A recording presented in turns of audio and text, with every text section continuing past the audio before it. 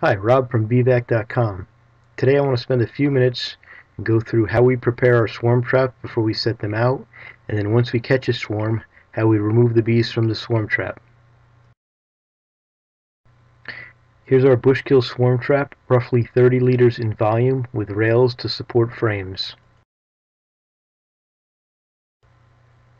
We use foundationless frames with one support wire. This helps protect the fragile new comb that the swarms build. Without it, we often find comb collapse in the bottom of the trap by the time we get it home. 4 of these foundationless frames go into the trap, 2 in the front, 2 in the back, leaving a space in the middle.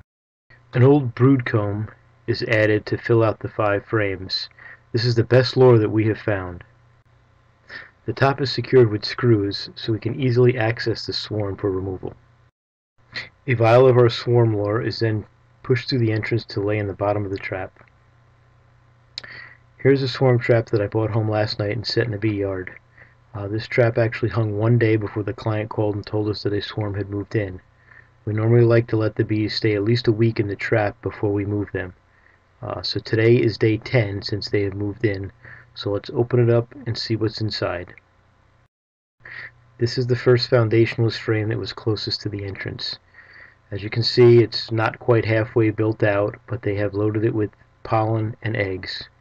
They have also done a good job of embedding the wire into the comb as they built it, which helps protect it from collapsing.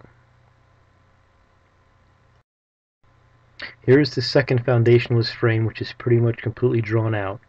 The bottom 2/3 of the frame is filled with eggs and larvae, and the top has pollen and nectar. The third frame, which was the old brood comb we used as lure, has also been cleaned up and is full of capped brood, larvae, eggs, honey, and pollen. The fourth frame, which was also foundationless, is completely drawn out with capped brood. So 10 days it's been there. It takes 8 days to get capped brood, so they drew that frame out enough within 2 days for her to start laying to have capped brood at this time.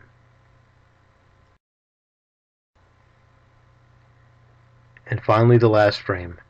Not quite completely filled out, but getting there. If we zoom in, we can see the queen looking for a place to lay. This frame, like all the others, is completely filled with eggs and larvae of all stages, and also has some honey and pollen. They've been quite busy in the 10 days that they've been in this swarm trap.